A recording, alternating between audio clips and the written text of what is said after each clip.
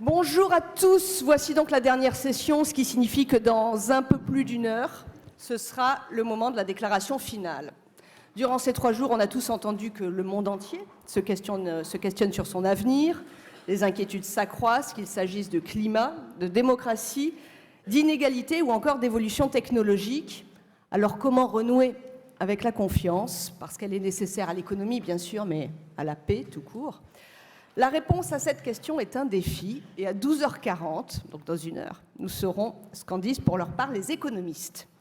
Les valeurs font bien sûr partie de la réponse. Accepter des valeurs communes, c'est établir un socle de dialogue, mais là encore, la défiance s'est installée. Liberté, égalité, humanité, solidarité, entre autres, ne s'imposent pas aujourd'hui partout.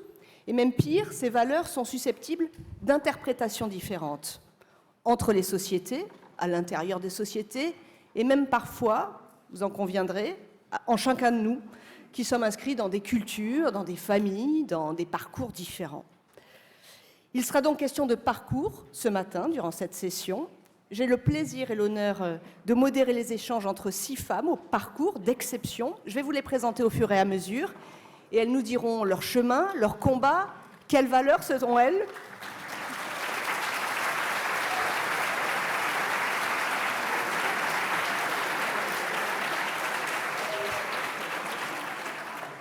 Vous avez raison.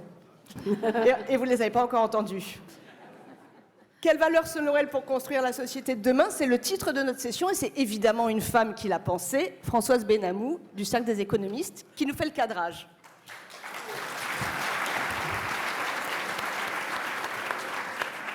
Alors, merci, chère Alexandra. Bonjour à toutes et bonjour à tous. Alors, 2 remarques d'entrée de jeu. Je pense à un entretien de Paul Ricoeur, ce n'est pas un clin d'œil au président de la République, mais un entretien de Paul Ricoeur pour le journal Le Monde en 1991. Il rappelait que les valeurs combinent subjectivité et objectivité. Certains diraient relativité et universalisme. Objectivité, car elles s'imposent avec une certaine autorité, elles héritent de l'histoire. Et puis subjectivité, car elles n'existent véritablement que si l'on y adhère. Et c'est sans doute à un affaiblissement de cette adhésion que l'on peut rapporter la crise de confiance que nous traversons et dont nous avons vu à quel point elle est multidimensionnelle. Nous l'avons vu tout au long de ces 3 journées. Alors en second lieu, les valeurs sont l'objet de réévaluations incessantes qui procèdent de l'émergence de problèmes nouveaux. Alors un exemple, la responsabilité en matière d'environnement et de climat est devenue une valeur de la République. Elle ne l'a pas toujours été, même si on fait remonter à Jean-Jacques Rousseau la paternité de l'écologie politique. Alors à quelles valeurs se référer? J'en évoquerai 8, mais on pourrait en mentionner bien d'autres, comme sans nul doute notre discussion va le montrer. Alors d'abord, l'éducation et la transmission. Ensuite, l'adhésion à la valeur de vérité de la science. En effet, il existe des savoirs scientifiques, tout n'est pas affaire d'opinion. Troisièmement, le respect de la diversité, de la pluralité des identités et des cultures, dans le respect de celles des autres, et on peut y rattacher bien des valeurs comme celle des droits de l'homme.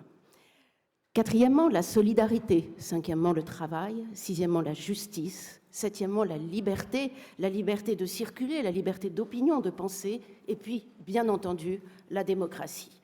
Il n'est pas de société, il n'est pas de communauté locale, nationale, transnationale, sans un socle de valeurs communes. Ces valeurs constituent une grammaire partagée. Sans elles, on ne peut pas conclure de contrat, on ne peut même pas conclure d'accord. Sans elles, il ne saurait y avoir de monde commun, pour reprendre l'expression d'Hannah Arendt. Alors on le voit, le sujet ne doit pas être traité avec angélisme. On s'est lourdement trompé en pensant que le développement économique mènerait tout naturellement à la démocratie. Pour reprendre l'expression employée par Patrick Boucheron en introduction de nos rencontres, nous vivons une fatigue démocratique. Et puis nous sommes entrés dans un moment où notre système de valeurs, terreau de notre organisation politique nationale, mais aussi qui fut au fondement du multilatéralisme, se heurte de front au populisme et aux grandes puissances qui entendent remplacer les valeurs par des rapports de force. C'est donc un devoir de réenchanter le monde autour de valeurs qui s'inscrivent dans la longue durée, qui conduisent à des actions responsables. Et on le voit, on envoie des signaux, je vois beaucoup de jeunes ici, on envoie des signaux par exemple dans l'engagement des jeunes, dans des actions qui sont sociales ou des actions humanitaires. Les valeurs sont le fruit de combats, et ces combats, on les mène où? On les mène à l'école, on les mène à l'université, dans les ONG, dans les hôpitaux, dans les entreprises, dans les médias, au sein du monde de la culture. C'est ce dont on va discuter. Et ce sont ces combats que nous devons gagner.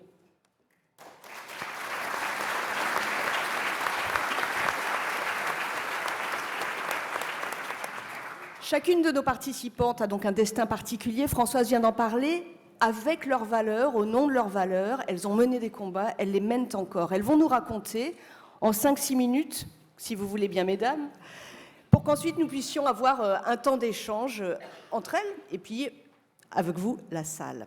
Notre première femme d'exception est chirurgienne au CHU Amiens-Picardie. Sa spécialité, ce sont les reconstructions faciales.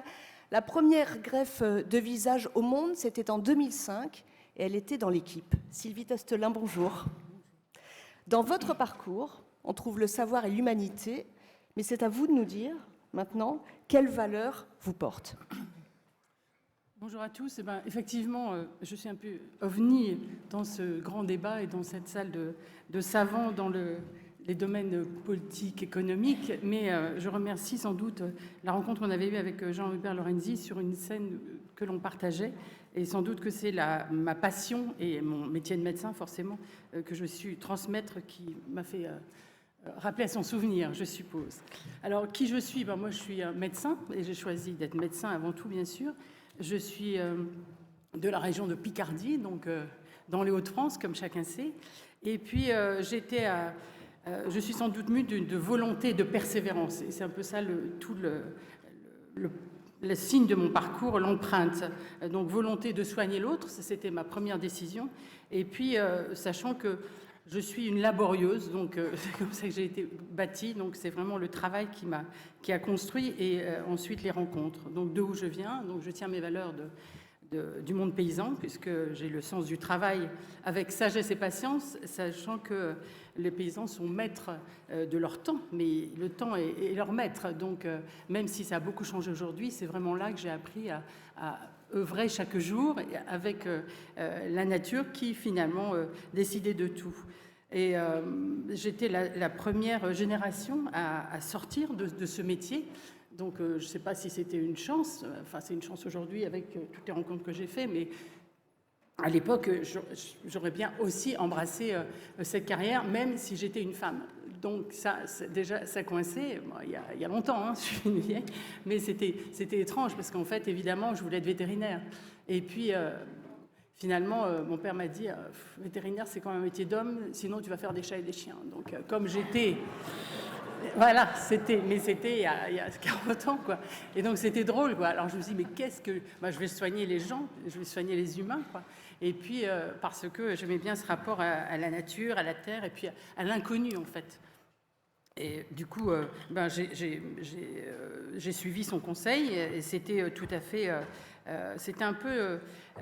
nous, c'est dans le monde paysan, c'est pas Zola, hein, mais c'était... La dot, c'était tu fais ce que tu veux. On t'aidera, tu fais ce que tu veux. Et donc, c'était une confiance de leur part que je n'ai pas oubliée. Et puis, la liberté de choix, quel que soit. Donc, en fait, ils nous ont donné les valeurs. Et puis, aussi bien de génération en génération, j'ai appris plein de choses de mes parents et de mes grands-parents. Et j'ai essayé d'être à la hauteur de leur confiance, tout en sachant qu'il fallait rester épanouie, heureuse de ce qu'on faisait. Et donc, médecine, c'était tourner vers l'autre, soigner.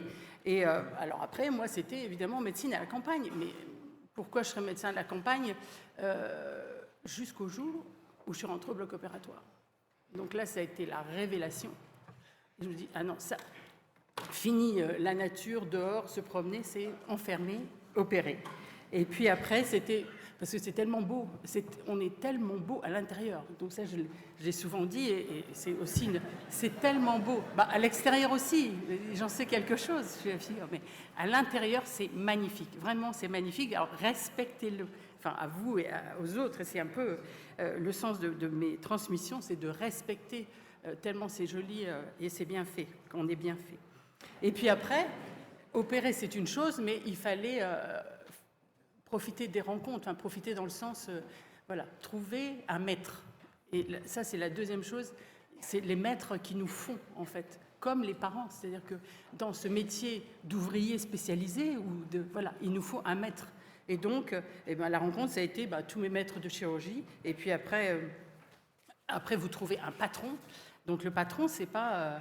alors évidemment, vous, le patron, c'est celui qui guide. Donc en fait, voilà, donc c'est que de l'admiration. Mais c'est pas de l'admiration bête, c'est de dire, est-ce qu'un jour j'arriverai à faire aussi bien? Aussi bien parce que on a face à nous, quand on est médecin, on a face à nous les patients. Et en plus, comme j'ai choisi M. de Vauchel, parce que je trouvais c'est tellement merveilleux ce qu'il faisait sur la figure, parce que c'est de tous âges, hein, on voit depuis l'échographie néonatale pour les fentes faciales jusqu'à 102 ans où on enlève les petites lésions, et c'est du dur et du mou. Vous savez, en chirurgie, c'est dur et mou. Et nous, on a tout. Voilà. Et en plus, c'est chacun différent. On a chacun une tête à respecter, forcément. Et donc, il y a un compagnonnage. Et donc, ça, c'est après, évidemment, je suis devenue professeur. Donc, du coup, j'apprends. Donc, d'abord, il faut observer, apprendre, gagner la confiance, la même confiance qu'on m'avait donnée. Et puis après, il faut juste montrer, donner la main, comme on dit, c'est-à-dire montrer pas à pas comment est-ce qu'on fait pour garder toujours cette remise en question permanente. Est-ce que je fais bien? Est-ce qu'il faut faire? Et avec ce face-à-face au patient. Donc, c'est montre de transmission, d'exemplarité. Et puis, le face-à-face au patient, il faut aussi le respecter qu'ils disent non, vous ne ferez pas ça, ou oui, mais c'est pour faire quoi? Alors évidemment, ils sont tous docteurs Internet, donc c'est très compliqué, c'est de plus en plus compliqué, hein. C'est fini de dire, il a dit que, n'empêche que face à face, on est toujours en singularité du discours. Il y a, de toute façon, c'est vous, c'est lui et moi, et à un moment, il faut décider, évidemment, avec toutes les autres... points, évidemment, des risques, etc. Mais il faut tout mettre sur la table. Et après, il y a un risque à prendre. Forcément, moi, non. Voilà, donc moi, je fais face à la défiguration, et c'est exactement les mêmes thèmes, c'est-à-dire le respect, la persévérance à améliorer, l'humilité devant les résultats, parce qu'évidemment, une fois qu'on touche à la figure, ça se voit toujours. Et la meilleure chirurgie, c'est celle qu'on ne voit pas. Donc, on passe toujours par les cas différents. Donc, c'est pour ça que, pour mon dernier point, c'est ma sensibilité, évidemment, pour balancer tout ça, à la beauté, je vous en ai parlé, de la nature, de l'homme, mais aussi évidemment la philosophie, les arts qui nous portent, la musique qui nous accompagne tous les jours. Voilà. Merci Sylvie Castellan.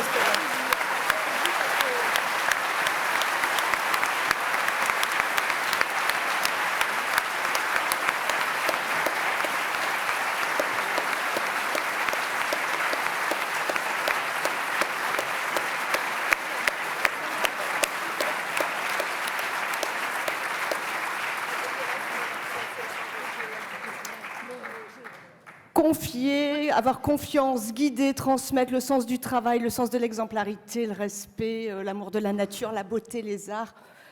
Voilà, merci Sylvie Testelin. Deuxième intervenante, en tant que Marseillaise, je crois qu'il y a un petit lobby amiénois. Attention aux rencontres d'Aix. Elle est ancienne ministre de l'Éducation et aujourd'hui elle est directrice générale Global Affairs chez Ipsos. Najat Vallaud-Belkacem, bonjour à vous. Bonjour. Donc ministre de l'Éducation et Ipsos, ça donne quand même un bon poste d'observation. Est-ce que ça donne un regard pessimiste, optimiste sur la question des valeurs? Vous allez parler de votre parcours un peu aussi, hein, mais j'aimerais que cette question soit là. Enfin, sans forcément revenir sur mon parcours, moi, d'abord, je vous remercie vraiment pour cette invitation et merci à Françoise d'avoir eu la bonne idée de définir ainsi cette table ronde, parce que je trouve qu'en fait, c'est une question absolument passionnante à se poser, que celle des valeurs pour la société de demain. Et du coup, en essayant de faire l'exercice, je me suis dit que c'était pas si simple, parce que, en fait, rares sont les occasions dans une vie où on se la pose vraiment en profondeur, cette question. Parce que finalement, celles que vous transmettent vos parents, vous ne vous posez pas vraiment de questions. Elles vous sont transmises, point, et puis vous vivez avec, vous en gardez une partie, vous en rejetez une partie. Mais ensuite, de façon proactive, à quel moment est-ce qu'on se pose cette question? Et donc, j'ai fini par en déduire qu'en fait, il y a 3 moments où on se pose sérieusement la question des valeurs qui sont les siennes. Il y a le moment, et certaines femmes autour de cette table vont s'y retrouver, où on décide d'adhérer à un parti politique, à une organisation, à une ONG, précisément pour une raison de valeurs partagées. Mais bon, ce n'est pas une expérience que tout le monde fait forcément, donc c'est peut-être la moins universelle des 3 moments, le moins universel des 3 moments que j'évoque. Les 2 autres moments, à mon avis, où on se pose cette question, c'est le premier quand on rencontre celui ou celle qui sera son compagnon ou sa compagne, parce qu'on se demande si on est capable de partager ces valeurs. Mais ça, à la limite, parfois, on n'est pas forcément acteur de la chose, donc c'est un peu compliqué. Et le troisième moment, c'est quand viennent les enfants et qu'on se demande ce qu'on veut leur transmettre à ces enfants. Et là, je pense que c'est vraiment intéressant peut-être de se poser chacune cette question-là. Moi, en ce qui me concerne, si je devais retenir une seule valeur que je veux absolument que mes enfants tiennent de moi, je la formulerai même par la négative. Je dirais, je ne supporterai pas que mes enfants n'aient pas le souci de l'autre. Voilà, donc la valeur que je veux que mes enfants tiennent de moi, c'est le souci de l'autre, c'est l'attention à l'autre. C'est évidemment tout ce dont découle ensuite la solidarité, l'empathie, la capacité à se mettre à la place de l'autre. Donc je pense que la valeur principale qui fera aussi la société de demain, c'est celle-là. Et alors, c'est pas si évident, parce que quand on mesure, maintenant j'en viens à ma casquette Ipsos par exemple, quand on mesure à travers le monde comment se porte le sentiment d'empathie, en fait il est plutôt en dégradation. Dans un monde de l'hypercommunication, de l'hyperconnexion, dans lequel on est capable de se laisser émouvoir 24 heures par la photo du petit Thaïlande sur les côtes turques, et ensuite de passer à autre chose. Donc ça, pour le coup, c'est une vraie question qu'il faut se poser, c'est comment faire en sorte de développer, de nourrir, d'alimenter cette valeur et ce sentiment d'empathie qui finalement ne va plus tellement de soi dans nos sociétés. Et le deuxième sujet que j'aborderai rapidement, c'est que, en fait, ce qui fait que c'est le bon moment pour se poser la question des valeurs, c'est aussi qu'il ne s'agit plus seulement de savoir avec quoi on éduque nos enfants, mais aussi avec quoi on éduque l'intelligence artificielle, qui est un sujet parallèle en quelque sorte, parce que finalement, quand on se demande par exemple ce qu'il faut programmer dans les véhicules autonomes pour qu'ils sachent comment réagir si en situation d'accident ils ont le choix entre sacrifier leurs passagers ou sacrifier le piéton devant eux, toutes ces questions éthiques qu'on se pose au sujet des intelligences artificielles, c'est des questions de valeur. Et je crois que dans l'histoire, c'est la première fois qu'on se retrouve dans cette situation de devoir verbaliser nos valeurs. Parce que finalement, quand on les transmet à nos enfants, il y a une part de bon sens, il y a une part de tâtonnement, on avance, puis c'est à une échelle individuelle. Donc, bon, voilà, on peut faire des erreurs avec ses enfants, mais on peut les rattraper après, etc. Avec l'intelligence artificielle, c'est tout de suite qu'il faut avoir les bons codes pour programmer bien en amont la façon dont la machine réagira en situation de crise, par exemple, ou même dans n'importe quelle situation. Et en plus, il faut le faire tout de suite à l'échelle. Et donc, en réfléchissant ici, je me disais, mais en fait, on est un peu dans la situation, d'une certaine façon, des rédacteurs de la Déclaration des droits de l'homme et du citoyen, qui ont dû, pour cette déclaration, peser chaque mot pour faire d'un texte court l'essentiel de ce qui allait garantir la vie en commun, les libertés fondamentales et la cohésion nationale. Sauf que nous, ce n'est pas seulement sur ces sujets-là que doit porter notre travail de définition de l'éthique et des valeurs pour l'intelligence artificielle, c'est sur un nombre de sujets bien plus importants. Donc, pour répondre à votre question, suis-je optimiste? Je ne sais pas, mais en tout cas, on a du travail et il faut se relever les manches. Merci.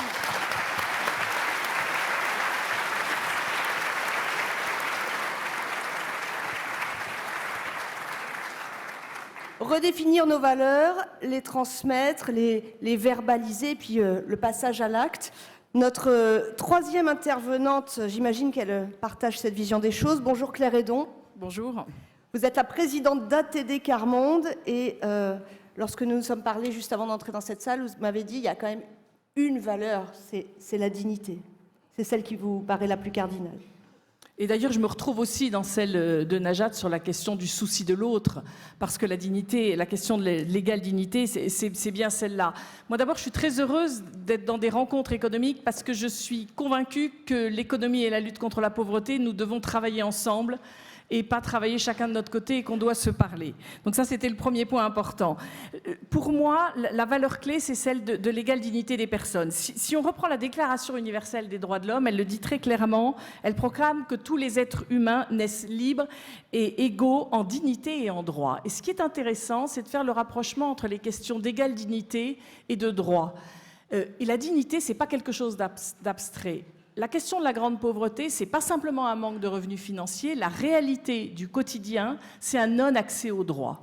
La question du logement, la question de l'accès à une éducation de qualité, de l'accès aux soins, de l'accès au travail, de l'accès à la culture, et c'est des choses que je partage avec un certain nombre de femmes autour de cette table. Cette question est essentielle.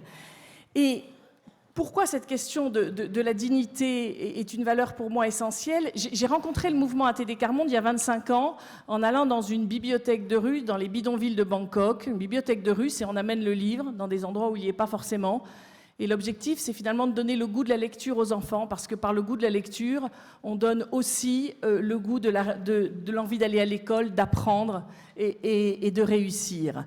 Et qu'est-ce que j'y ai découvert? Et pour tout vous dire, hier, je vous ai quitté dans ces rencontres économiques et je suis allée à Marseille, dans un camp de Roms, et plus exactement un squat de Roms, de familles avec qui on est, où on fait des bibliothèques de rue. C'était une bibliothèque de rue hier après-midi. On suit ces familles depuis 7 ans. En 7 ans, elles ont été expulsées 10 fois. Comment voulez-vous avoir confiance? Comment voulez-vous vous construire quand il y a la peur de l'expulsion en permanence? Quelle est la question de l'égale dignité? Si vous voyez les conditions de vie dans ce squat, le premier, c'est... Moi, voilà, le souci de l'autre, je suis dans un endroit comme ça, je me dis c'est pas possible. Et ce qui se passe pour les Roms, il se passe la même chose pour les plus pauvres en France, il se passe la même chose pour les migrants. Je ne fais pas de différence. À partir du moment où on parle d'égale dignité pour tous, c'est qui qu'on soit, cette question me paraît absolument fondamentale. J'ai discuté avec 2 pères qui donc me disaient leur inquiétude sur quand est-ce qu'on va être expulsé. On sait qu'on sera expulsé et quand.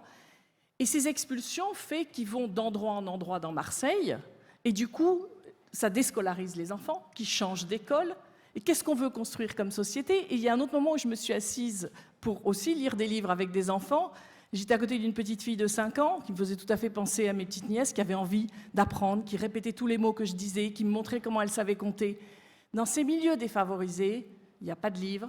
Les parents n'ont pas l'habitude et ont des grandes difficultés de lecture, donc ne lisent pas des histoires. Donc on est sur une inégalité de départ qui a un lien avec toute la question de la réussite scolaire derrière. C'est-à-dire, nous, on sait bien que les enfants, quand ils ont été dans des bibliothèques de rue comme ça pendant un moment, l'intégration dans l'école se passe mieux. Donc cette question du regard de l'autre, du souci de l'autre, de cette bataille sur l'égale dignité me paraît indispensable. Et je pense que vous m'auriez plutôt attendu sur la question de la solidarité. Évidemment qu'il faut être solidaire, mais vous voyez bien que dans ce que je dis, on va plus loin, puisque ce n'est pas seulement de la solidarité, c'est penser que l'autre a les mêmes droits que moi.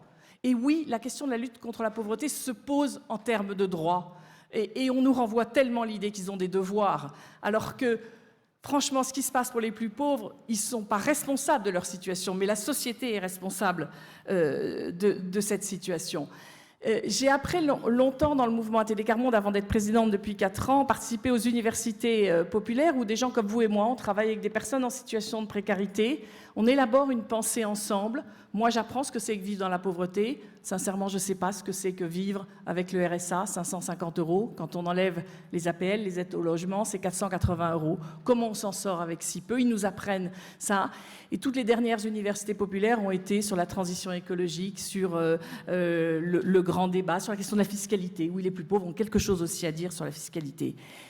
Et pour revenir aux valeurs qui m'ont construite à travers ce mouvement, ça a changé ma façon de travailler. Parce que dans la vie de tous les jours, la présidence d'ATD Quart Monde est une présidence bénévole, donc j'ai un métier à côté. Je suis journaliste à RFI, Radio France Internationale, où je dirige les programmes et j'ai longtemps, pendant 14 ans, animé une émission sur la santé. Je dis que ça a changé ma façon de travailler. Sur 2 angles. La question de me soucier en permanence de qu'est-ce qui se passe pour les plus pauvres dans toutes les politiques de santé. Et la deuxième, c'est la question de la parole des plus exclus. En radio, on est redoutable, on a envie de gens qui parlent bien, parce que ça fait moins de montage derrière. Et ben ça ne donne pas la parole aux plus exclus. Et ça veut dire aussi qu'il faut passer du temps.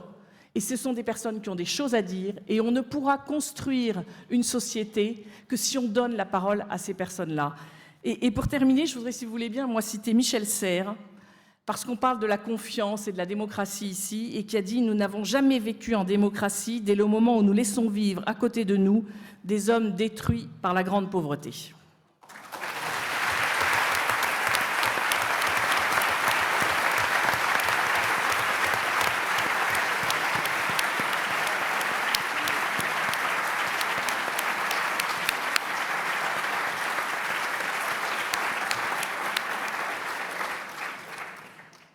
Claire Hédon, vous venez d'en parler, l'accès à la culture est primordial avec ces bibliothèques de rue, évidemment. Le monde des arts porte aussi cette question des valeurs. Notre intervenante est chef d'orchestre. Elle a fondé l'orchestre symphonique Divertimento à Stein, dans le 9-3. C'est bien ça? Et Divertimento fête ses 20 ans. Zaya Zouani, bonjour à vous. Bonjour.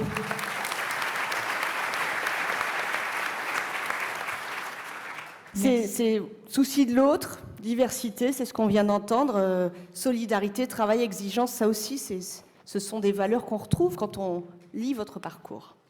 Oui, merci. Bonjour à toutes et à tous. C'est un grand plaisir d'être avec vous pour partager ce moment aujourd'hui à vos côtés autour de ces beaux débats. Alors en effet, moi quand j'ai grandi dans un monde où on n'arrêtait pas de me dire c'est pas possible, c'est pas possible. Alors déjà quand ma mère a voulu nous inscrire avec ma sœur, j'ai une sœur jumelle, Fetouma, au conservatoire de la ville de Pantin où j'ai grandi, il restait plus qu'une seule place. Alors ma mère elle n'a pas voulu choisir entre ma sœur et moi et donc du coup elle y avait inscrit notre petit frère. Voilà. Du coup, ça a été ma première frustration par rapport à l'accès à la musique. Bon, j'ai eu la chance, malgré tout, de grandir dans une famille où mes parents étaient très investis dans notre instruction. Et je me permets de le dire parce que c'est vrai que par rapport à l'accès à la culture, c'est vrai que le rôle des parents, de la famille est important. Donc, comment on fait quand justement, tout à l'heure... on en parlait à l'instant, Claire en parlait à l'instant, quand on vit justement dans des environnements où on n'a pas justement un accueil propice à un certain nombre d'accès et à l'éducation et particulièrement à la culture. Donc moi j'ai eu la chance d'avoir mes parents et puis de grandir aussi dans un territoire où la Seine-Saint-Denis, on ne voyait pas forcément la culture ou en tout cas cette culture-là de la musique symphonique, de la musique classique, donc comme quelque chose d'évident sur mon territoire. Donc à chaque fois on allait voir les concerts dans les grandes salles à Paris et je ne comprenais pas un petit peu, je trouvais ça un petit peu injuste d'être obligée à chaque fois de se déplacer et de ne pas pouvoir vivre ces moments de qualité et d'excellence sur mon territoire.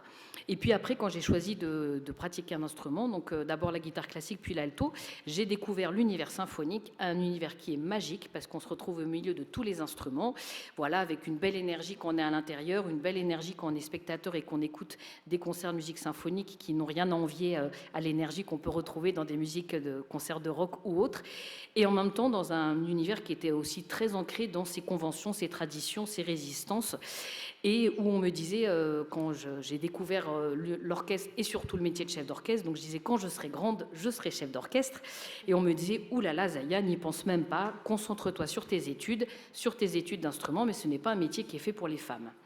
Donc quand j'ai commencé ensuite j'ai continué à y rêver secrètement, mais toute mon enfance, toute ma jeunesse a été faite de ce n'est pas possible, ce n'est pas fait pour toi, ça ne sera pas possible, il n'y a pas de place. Quand j'ai souhaité m'orienter après dans la direction d'orchestre, il y avait très peu de place dans les classes de direction d'orchestre et les peu de places qui étaient attribuées étaient la plupart du temps attribuées aux hommes. Donc, j'ai décidé, malgré tout, de m'orienter dans cette voie-là. J'ai eu la chance de faire une très belle rencontre d'un grand maître de la direction d'orchestre, Sergiu Celibidache, qui m'a intégrée dans sa classe et j'ai pu apprendre la direction d'orchestre à ses côtés. Mais quand on se retrouve à 18-20 ans avec une riche expérience et à devoir diriger, j'ai commencé à regarder autour de moi et je voyais qu'il n'y avait aucune femme qui n'était nommée à la tête des orchestres nationaux en France. Aujourd'hui, j'ai 40 ans, j'ai créé l'Orchestre Divertimento il y a 20 ans, et en 20 ans, il n'y a eu aucune femme qui a été nommée à la tête de ces orchestres, et aujourd'hui, il n'y a encore aucune femme. Donc, je me suis dit, il faut que je crée moi-même mon propre orchestre, et tout mon parcours personnel m'a aidé à savoir en tout cas à réfléchir à quel chef d'orchestre j'avais envie d'être au XXIe siècle et quel orchestre j'avais envie de créer. Et c'est vrai que la première chose, ça a été pour moi de créer un orchestre qui avait du sens, qui était utile, à la fois de se saisir de ce magnifique patrimoine musical qu'on nous a transmis, de continuer à le transmettre, mais en même temps se disant c'est un milieu qui manque beaucoup d'innovation, qui manque beaucoup aussi de créativité. Alors l'innovation, elle peut se décliner sous plein de formes, mais en tout cas, ça a été une valeur qui, moi, m'a beaucoup, en tout cas, inspirée et qui m'inspire encore aujourd'hui beaucoup. Comment on peut faire en sorte qu'on peut transmettre un patrimoine musical qui appartient à d'autres époques et en même temps lui donnant quelque chose de créatif et de moderne et d'innovant. Alors je me suis dit que c'était intéressant de montrer comment ce patrimoine musical français, européen, s'était aussi construit grâce à la rencontre avec d'autres cultures françaises, européennes et surtout d'autres cultures du monde.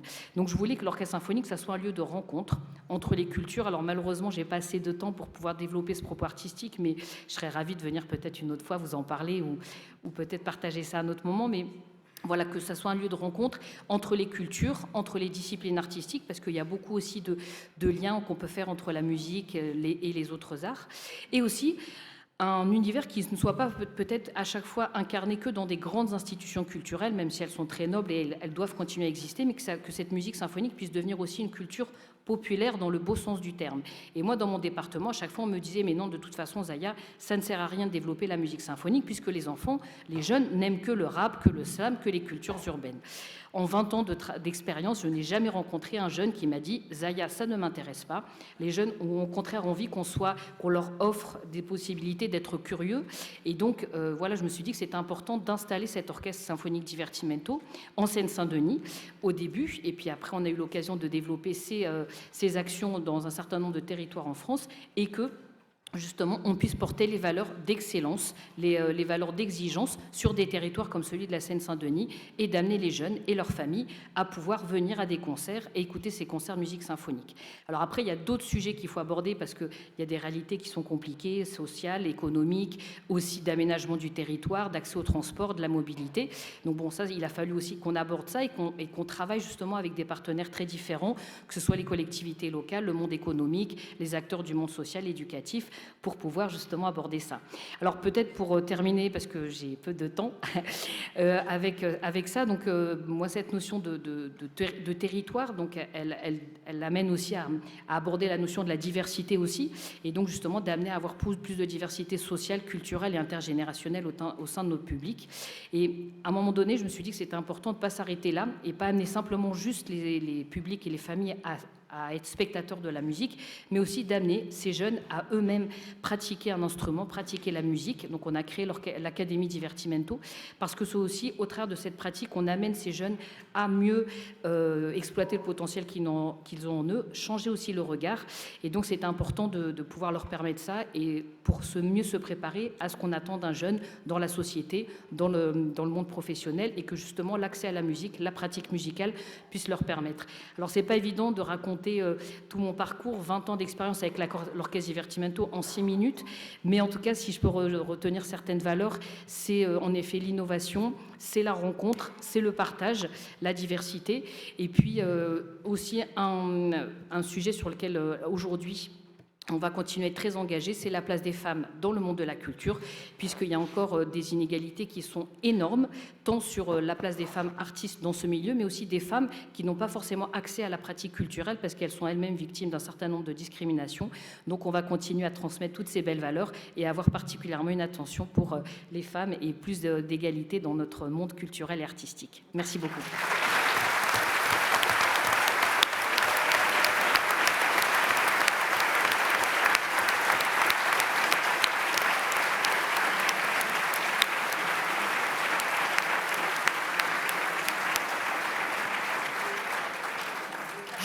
Je vous le disais, ce sont des parcours avec des valeurs et aussi avec des combats. Nos valeurs, comment elles sont éprouvées? On va en parler avec notre prochaine intervenante, notre prochaine femme d'exception. Elle a été ministre de la Culture et du Tourisme au Mali.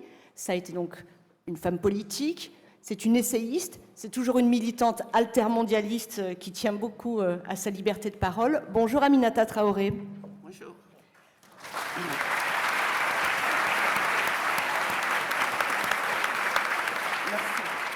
Aminata, la phrase que vous m'avez dite avant d'entrer dans cette salle, c'est « Le Sahel est au cœur de la défiance ». Le Sahel est au cœur de la défiance. Oui, mais je vais commencer par la confiance. Elles ne font jamais ce qu'on veut, en fait. Je commence par la confiance et l'espérance. Et la tendance, quand on parle du sud d'Afrique, consiste à traiter d'anti-occidental ou anti-français dès l'instant où on pose un regard critique sur l'ordre actuel du monde. Moi, j'ai le triste privilège d'appartenir à la catégorie des humains qualifiés aujourd'hui de menace et du fait de la croissance démographique. On nous impute la responsabilité d'être une menace pour les choses vues sous l'angle de l'immigration, de l'insécurité, du climat et même de l'économie. C'est excessivement grave. Donc, à partir de là, je souffre de le regard misérabiliste et condescendant qui est posé sur l'Afrique. Impossible de circuler librement aujourd'hui, fièrement, parce que nous sommes un peuple fier. Être malien, venir du Mali par le passé voulait dire quelque chose. Aujourd'hui, nous sommes obligés de raser le mur. Pourquoi? Parce que l'homme africain ne serait pas assez entré dans l'histoire, et parce que nous faisons trop d'enfants, parce que nous sommes pauvres et noirs. Je ne peux pas oublier le fait que ces embarcations de fortune qui arrivent ou n'arrivent pas sur les côtes européennes sont essentiellement remplies de jeunes Africains noirs qui sont dans la force de l'âge, qui pourraient vivre et travailler décemment en Afrique dans un ordre mondial plus juste et plus décent. Alors,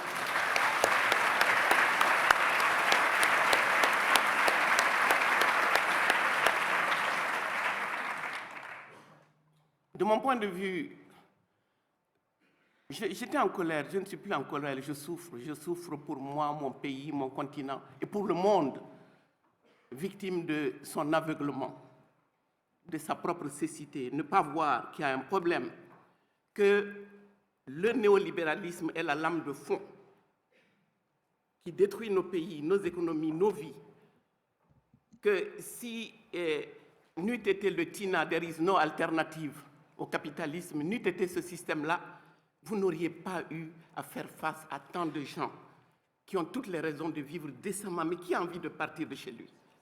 Personne. Aujourd'hui, nos États sont obligés de consacrer 20 à 25% de leur maigre budget à la lutte contre le terrorisme. Mais le jour où on m'a montré le jeune terroriste malien, c'était tout simplement l'un des laissés pour compte, un jeune mendiant. Qui est-il, cet ennemi sans visage contre lequel on nous demande de lutter dans le Sahel? Aujourd'hui, je viens d'un pays, et merci M. Lorenzi d'avoir insisté et de m'avoir donné cette occasion parce que je m'acquitte en même temps d'un engagement. J'ai pris l'engagement auprès des miens, notamment les femmes, des veuves et des mères de soldats morts dans le cadre de la lutte contre le terrorisme, qui sont venues me voir. Il y a 6 ans, elles sont sorties par centaines avec le drapeau tricolore pour dire « Vive la France ». Ce n'était pas la défiance, on était dans la confiance totale en un État français qui allait nous aider à nous libérer et des djihadistes et des séparatistes et libérer la totalité du Mali. Mais la France s'est arrêtée en cours de chemin et nous a demandé de nous débrouiller seuls. Aujourd'hui, nous sommes seuls face au reste du monde qui nous regarde en chien de faïence. Aujourd'hui, je pense que la défiance, quand je dis effectivement que nous sommes au cœur de la défiance, les jeunes, les femmes, les peuples du Sahel sont en train de défier aujourd'hui toutes les armées. Barkhane et EUTM, MINUSMA, ils se posent la question de pourquoi a-t-il fallu nous servir une solution militaire à la place d'un autre modèle de développement, un modèle de développement qui nous aurait permis de relever les défis. L'écologie, l'Afrique a les moyens aujourd'hui, une Afrique, la révolution écologique, nous en avons les moyens. Peut-être qu'on n'a même pas besoin de l'Occident pour nous en sortir si les choses allaient dans la bonne direction. Mais qui nous écoute? Personne. L'inaudibilité de l'Afrique, l'invisibilité de l'Afrique, le mépris pour l'Afrique et les femmes africaines au cœur de ce processus. Nous constituons plus de 50% de la population, plus de 50% de l'électorat. Et nous sommes le dernier rempart contre la domination économique, culturelle, politique et militaire. C'est cette carte-là qu'il nous faut jouer aujourd'hui.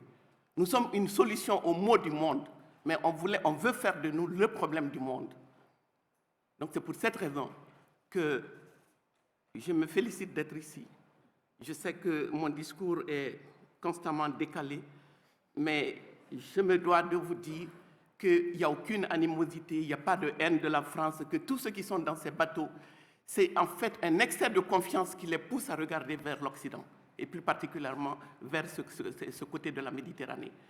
Alors, je conclus en rendant un vibrant hommage à Carola Rackete. C'est elle, pour moi, le symbole de cette confiance qui rend à l'Europe son honneur.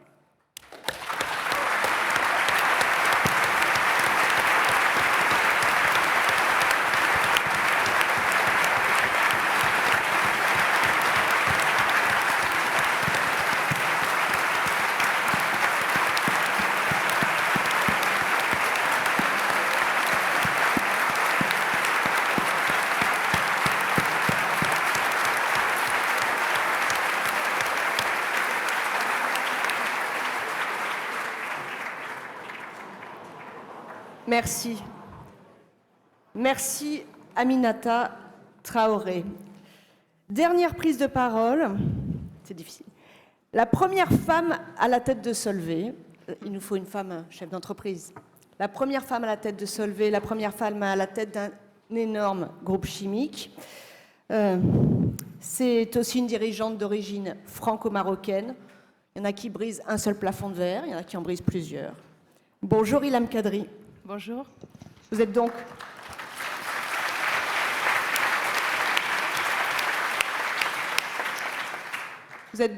la PDG avec vos valeurs et il se peut que l'entreprise ait un rôle à jouer quand on parle de valeurs au pluriel et pas seulement au singulier. Alors bonjour tout le monde. C'est très dur d'être la dernière après ce stand innovation, mais je suis tellement fière de vous parce que je suis africaine. Donc merci pour cette belle prise de parole. Ma première participation à Aix, merci Jean-Hervé, merci Françoise, vous m'avez promis un Davos à la française, c'est encore mieux. Il fait très chaud, il fait plus chaud, j'ai rencontré des belles personnes, vraiment, en commençant par ce panel inspirant, bien que je connaissais Claire et Zahia, mes amis, mais j'en ai rencontré bien plus.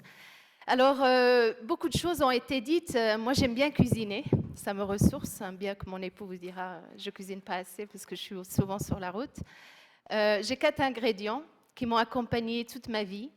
Le premier, c'est probablement le respect. Je l'ai appris quand j'étais toute petite, le respect de l'autre. Et quand je franchissais la ligne jaune, cette grand-mère qui m'a élevée, qui était pourtant illettrée, mais avait une intelligence émotionnelle extraordinaire, donc elle fut mon premier rôle modèle, m'a appris à écouter, à respecter l'autre, les opinions, respecter la planète, parce qu'à la maison, il n'y avait pas d'eau courante. J'ai eu au fait l'électricité avant d'avoir l'eau courante.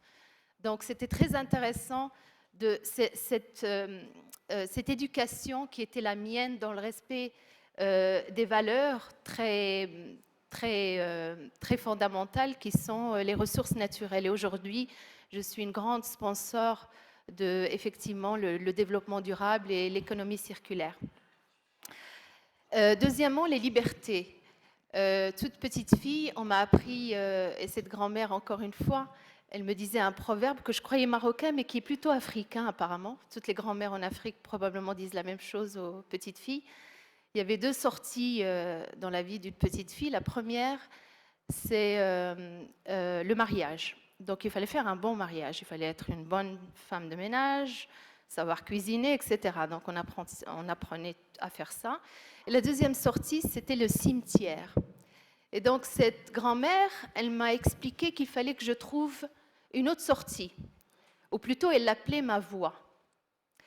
Et ma voie fut, bien sûr, l'éducation.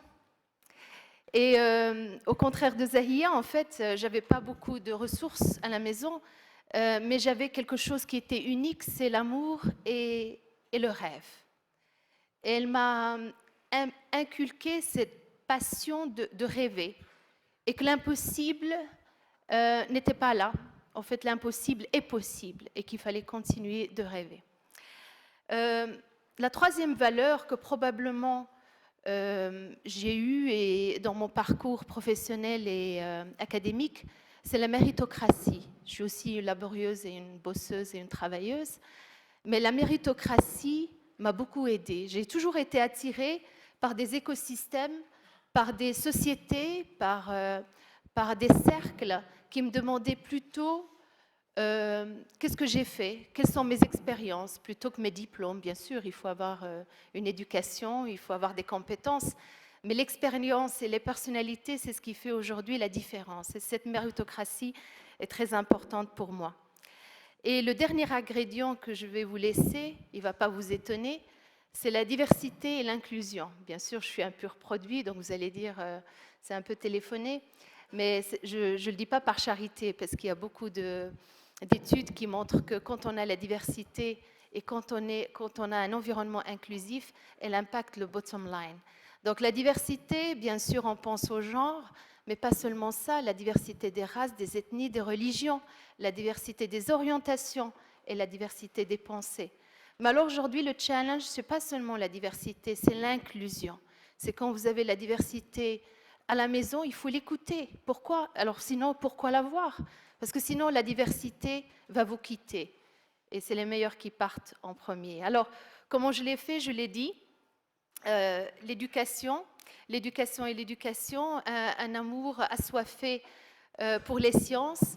J'avais un professeur à l'école publique à Casablanca qui m'a promis que les mathématiques, c'était la clé pour tout.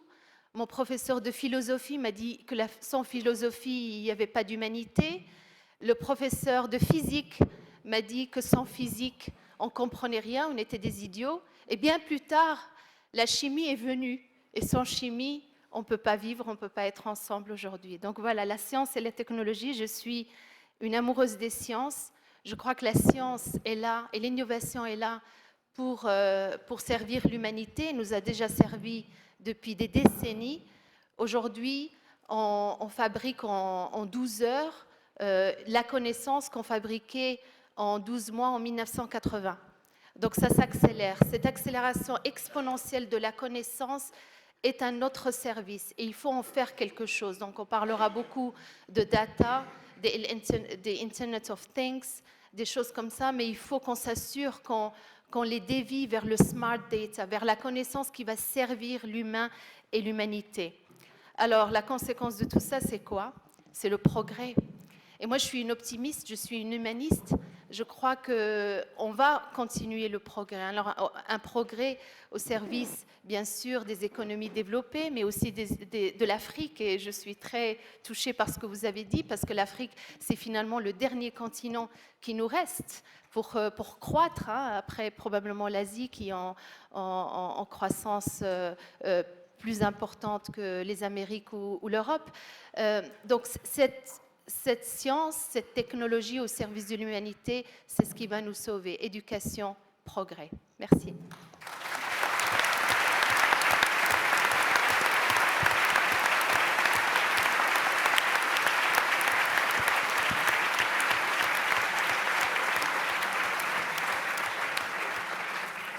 Merci, Ilham Kadri. Françoise Benamou, je me tourne vers vous. Il nous reste un peu moins de 20 minutes.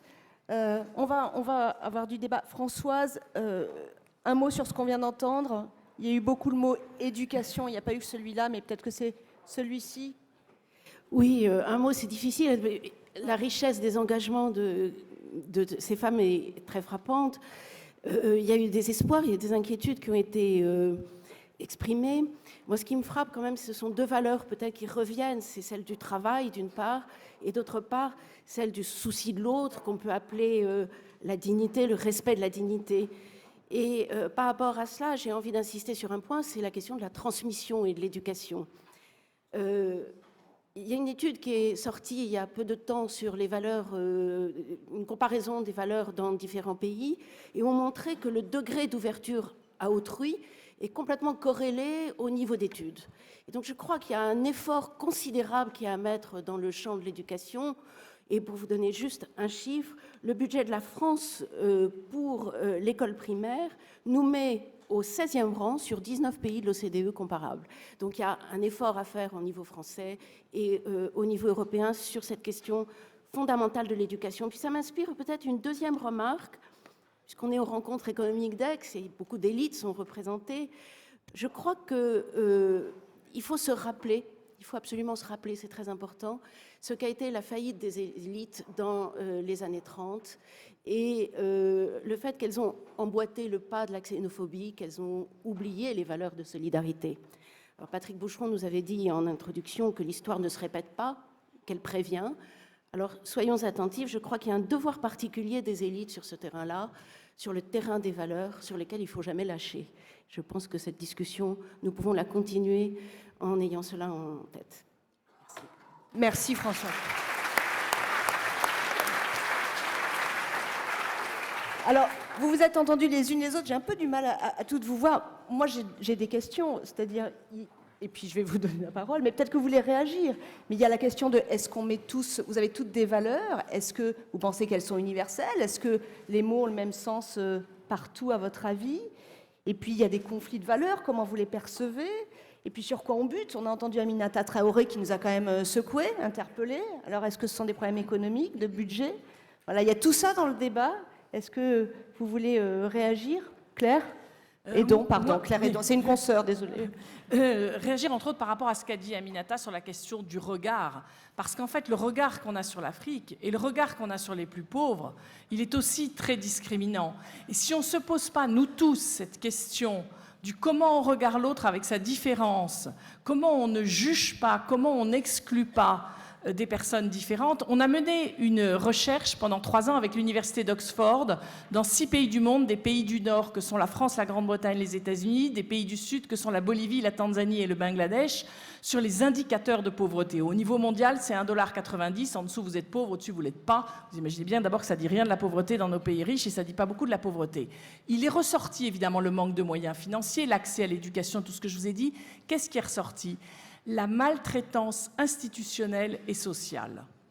Et c'est ressorti de pays comme la Tanzanie, mais comme la France ou la Grande-Bretagne. Comment on traite des gens qui sont différents de nous en situation plus difficile? Et je pense que là-dessus, du coup, on a tous quelque chose à faire. Et l'idée aussi, c'est de repartir en se disant mais moi aussi, je peux faire quelque chose, parce que cette question de changer de regard et d'arrêter de juger me paraît absolument essentielle. Et du coup, je me retrouve beaucoup dans les valeurs d'Aminata. Najat Vallaud-Belkacem. Merci, Claire. Oui, juste un commentaire, parce que en fait, je suis surprise que personne ne l'ait fait. Peut-être que ça allait venir dans les questions, mais c'est quand même pas anodin que cette table ronde soit exclusivement féminine. On l'a fait un petit peu exprès. D'ailleurs, je suis entre nous, messieurs, je suis surprise aussi qu'il n'y ait pas l'équivalent de l'association La Barbe qui débarque sur scène pour les hommes. Je ne sais pas si ça existe, mais moi, je trouve que ça dit quelque chose quand même. Et je pense que... Enfin, j'imagine que vous savez à peu près quel est mon féminisme, etc. Donc ne vous trompez pas sur ce que je m'apprête à dire. Je ne m'apprête pas à attribuer aux femmes des qualités spécifiques et exclusives et aux hommes d'autres qualités spécifiques et exclusives. Je n'aime pas du tout ce genre de discours. En revanche, ce qui est vrai, c'est que si tout cela ne relève pas de l'inné, il y a quand même un construit. Et je pense qu'en fait, aujourd'hui, on est à un stade peut-être où on se rend compte que les qualités, les compétences, la façon de voir le monde des femmes qu'elles ont amenées à faire leur parce qu'elles ont été éduquées, élevées comme ça, sont sans doute celles dont on a besoin pour faire face aux défis du monde actuel. Et je trouve que, pour faire le lien avec ce que disait Aminata Traoré tout à l'heure, lorsqu'elle évoquait le néolibéralisme qui est à la source de bien des dégâts aujourd'hui, je partage tout à fait ce qu'elle disait, eh bien, on peut se dire quand même que oui, on a une période qui est quasi révolue maintenant, cette période industrielle et ce qui a suivi ensuite avec parfois une espèce de dérégulation totale, qui a été une période qui a joué autour de qualités qui étaient alors valorisées comme des qualités de concurrence effrénée, de compétition, etc. Et aujourd'hui, on passe à une autre période, un peu post-industrielle d'une certaine façon, mais aussi marquée par ce qu'on pourrait appeler la bioécologie, donc toutes les questions autour du vivant, du changement climatique, une période aussi qui est une période de société de l'information et de la communication. Et finalement, toutes ces caractéristiques de la période dans laquelle on est en train d'entrer, des défis qu'il va nous falloir affronter, eh bien, ça correspond assez bien à ce dont sont porteuses les femmes. Et je trouve que c'est quand même pas un hasard que les héros d'aujourd'hui soient des héroïnes pour l'essentiel. Aminata évoquait Carola Rackete. On pourrait parler de Greta Thunberg, quoi qu'on en pense, On pourrait parler, même dans le champ politique, regarder une Alexandria Ocasio-Cortez. Enfin, c'est quand même assez intéressant que sur un certain nombre de sujets majeurs et qui sont des défis pour l'humanité, aujourd'hui, c'est d'abord la voix des femmes qu'on entende. Ce n'est pas une exclusion, messieurs, mais je pense que d'une certaine façon, ça doit vous pousser peut-être à faire appel à votre part féminine aussi. Merci.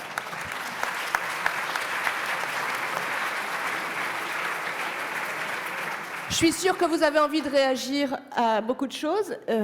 La parole à Aminata Traoré, je ne vois pas plus loin, donc dites-moi. Et ensuite, si vous voulez bien, je prends une volée de questions et on va vite parce qu'il reste plus que 5 minutes, j'en suis sûre. C'est pas possible.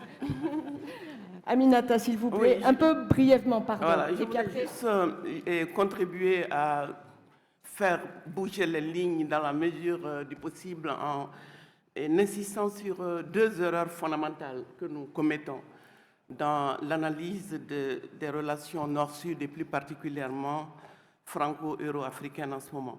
Moi, quand je regarde, je suis très attentive à l'évolution et des dynamiques sociales, politiques, tout ce qui se passe en Europe. Quand mes concitoyennes en colère sont venues me voir en me demandant « on marche », nous, on est sortis avec les drapeaux pour dire « bienvenue la France ». Maintenant, on veut la paix.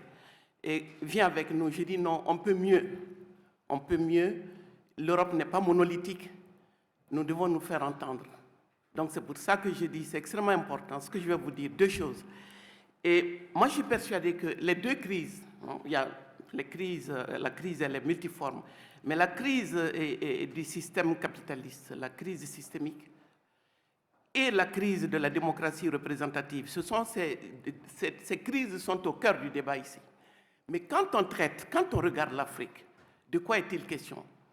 Jamais, vous ne verrez, nous avons 250 partis politiques par pays. Aberration, l'Europe le sait, mais elle finance ces démocraties. Donc c'est fait pourquoi nous nous entretuons d'un bout à l'autre du continent. Vous n'entendrez jamais parler de paradigme économique. Vous n'entendrez jamais parler d'enjeux économiques et géopolitiques. L'infantilisation des opinions consiste à nous dire qu'une élection bien organisée suffit pour sauver le continent. Donc cette infantilisation, pour que l'Afrique marche sur ses 2 jambes, il faut que l'Occident, l'Europe commence à nous traiter en adultes, nous parler des mêmes questions économiques. Quand je regarde toute la difficulté que vous avez à gérer les questions soulevées par les gilets jaunes, je vois les questions de Conforama. Mais ces problèmes monstres que vous ne parvenez pas à gérer ici, vous les occultez dans l'analyse de l'Afrique, mais vous voulez seulement qu'on ouvre nos frontières. On ouvre nos frontières et nos économies pour faire de la place, pour que les grandes entreprises puissent faire du profit et rapatrier ces profits-là. On ne veut pas parler d'économie en Afrique. Donc merci, le cercle des économistes, d'attirer notre attention sur le fait que l'économie est la lame de fond dont il faut tenir compte. Et pas seulement la démocratie, pas surtout par les élections. Et laisser tranquilles nos régimes, même dictatoriaux, nous pouvons les changer de l'intérieur. Mais qu'il y a trop de manipulation.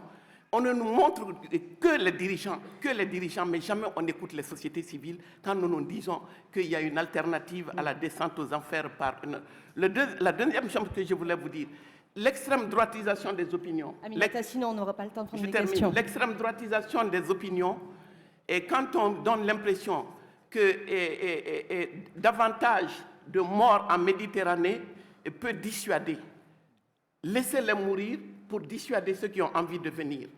Mais si vous dites la vérité, on resitue le débat politique dans l'économie et les enjeux géopolitiques, je suis sûr que même les extrêmes droites sauront raison garder.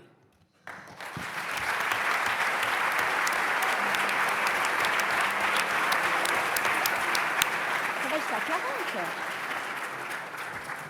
Allez, on va aller vite si vous voulez bien. J'ai une main qui se lève. Est-ce que je prends 3 questions.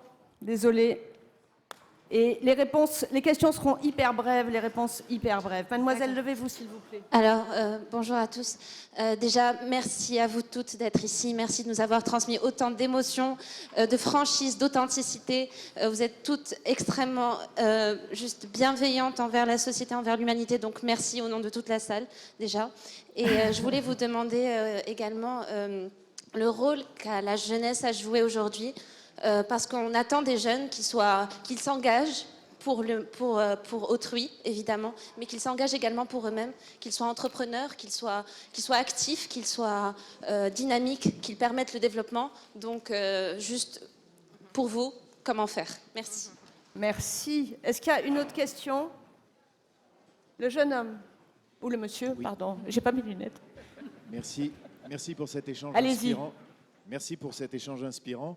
Je voudrais revenir sur ce que vous avez dit, les moments de transmission de ces valeurs. On a parlé de la famille, on a parlé de l'engagement politique parfois. Est-ce qu'il n'y a pas un autre moment de transmission qui est l'entrée dans une entreprise?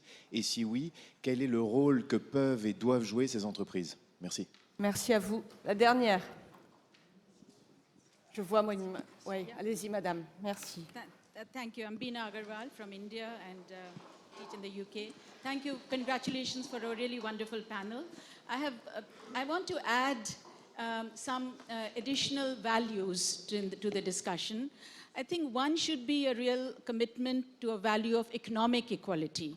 You know, we have serious inequalities between men and women in wealth, in employment, also in education in the Global South.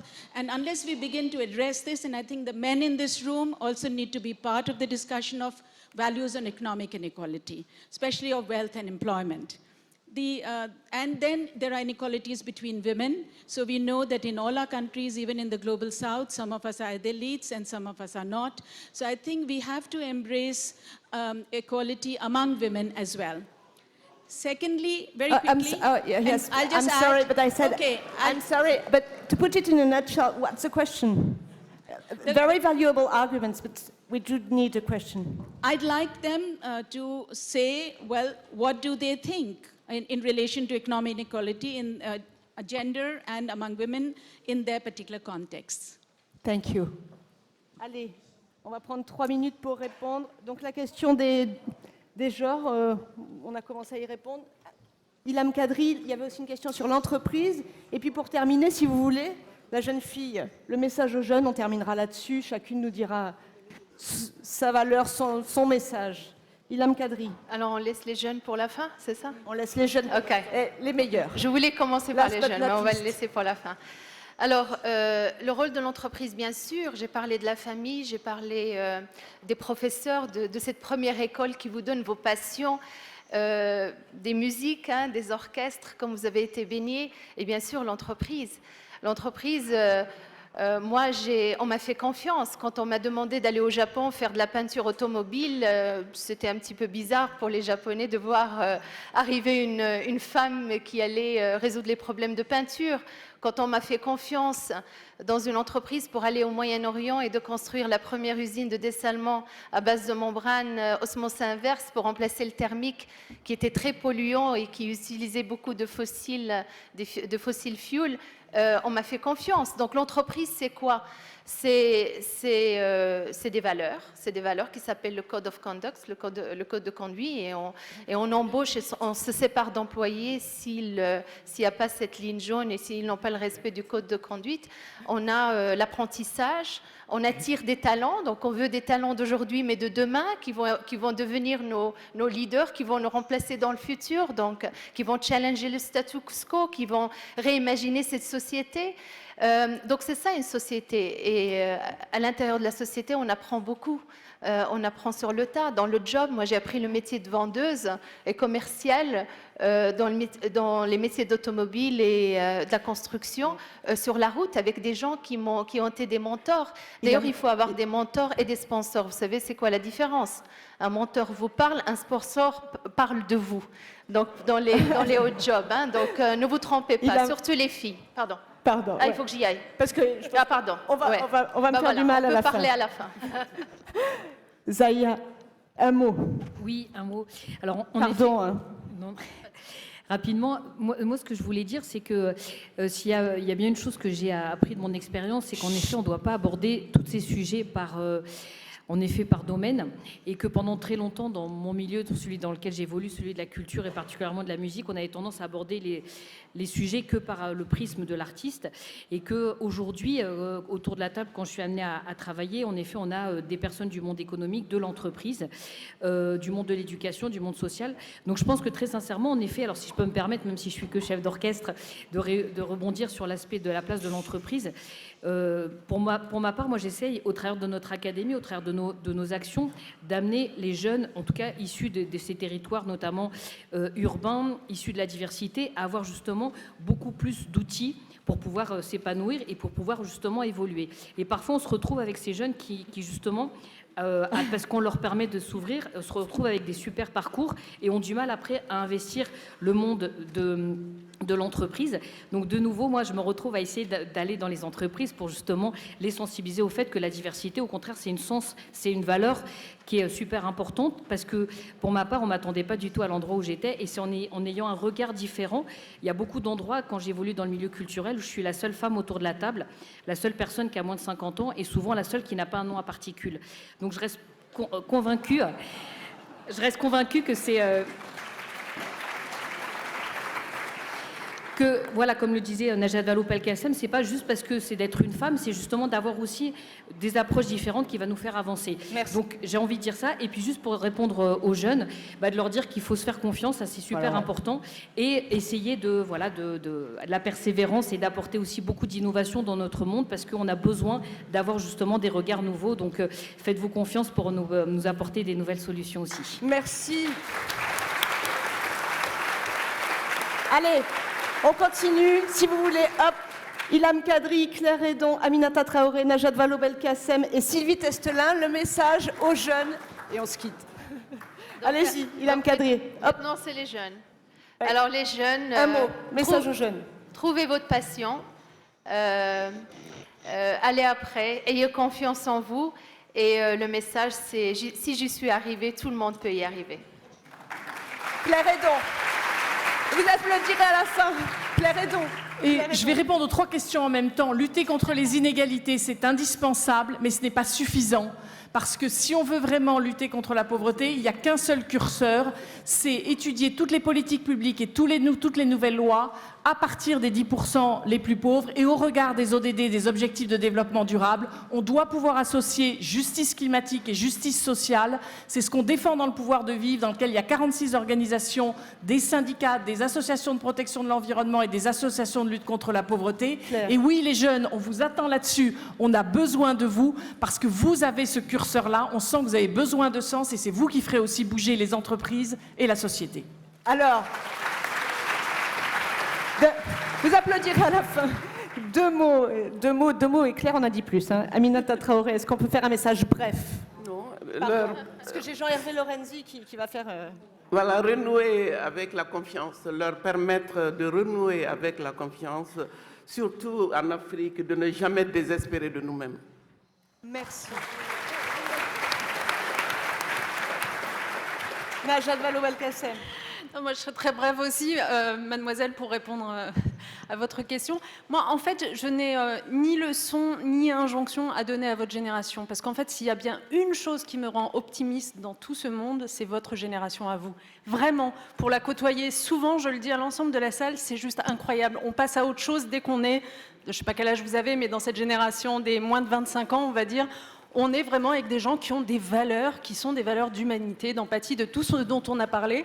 Donc l'injonction, je la fais plutôt au monde adulte qui vous entoure, de laisser ces valeurs s'exprimer publiquement, qu'on vous entende, qu'on entende votre génération. Merci.